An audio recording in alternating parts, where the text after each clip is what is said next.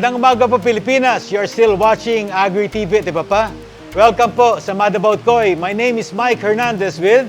Gles Hernandez of Coyson Ponds Farm, Las Piñas. Magandang umaga po. Ayun, maganda ka rin sa umaga.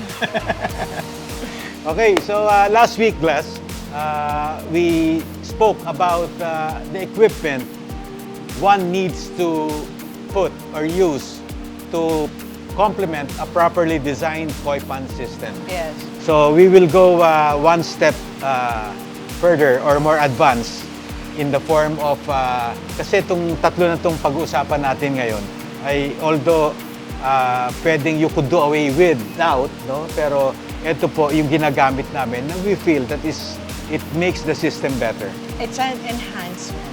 So without further ado, we'll start with the skimmer.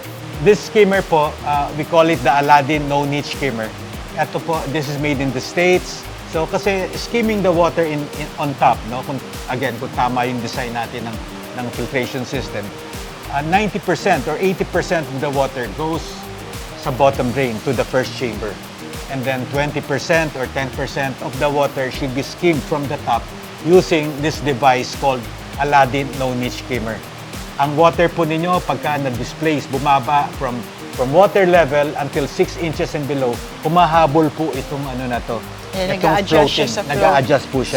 Sa height ng water, nag-a-adjust siya. So wherever it goes, it will maintain its position as a skimmer. Yung ibig sabihin lahat ng surface dirt, surface water, Scum, no? scum, Film. papasok doon. So it will help keep your water clear. The next upgrade equipment that we would want to recommend or we are using also here in Coyson Ponds is The Ultima. Ultima. Well, we import it from the United States. It works as a mechanical bead filter, but it also works as a biological. It enhances the water quality. It's like, it makes it more efficient, your mechanical filtration. So on to the last part na pwede nating sabihing upgrade, no? Upgrade kung paano nyo mapapaganda pa yung tubig nyo by using this equipment would be the Tomigay shower. No? Tomigay shower is a simple device na aeration. No? Ito is degassing yung tubig. Marami pong variation nito nung shower na to. One thing good about this shower is pag dinidigas niya yung tubig, dire-diretso po yung hangin. Papasok, papalo po sa wall, tatago sa ilalim, and then lalampas lang sa kabila. Again, ang purpose po namin when I conceptualize, design this Tomigay shower is to degas water.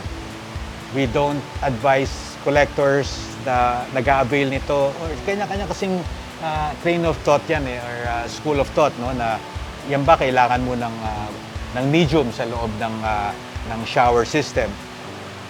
Sa ganang sa akin po, hindi po tayo naglalagay ng medium sa loob ng shower because all the biological activity we want mangyari dun sa loob ng biological chamber, wet chamber. Ito, dry to. So this degassing machine na to, pinapababa po niya yung hydrogen sulfide, yung mga lansa ng and then it increases the dissolved oxygen and it also cools down the water.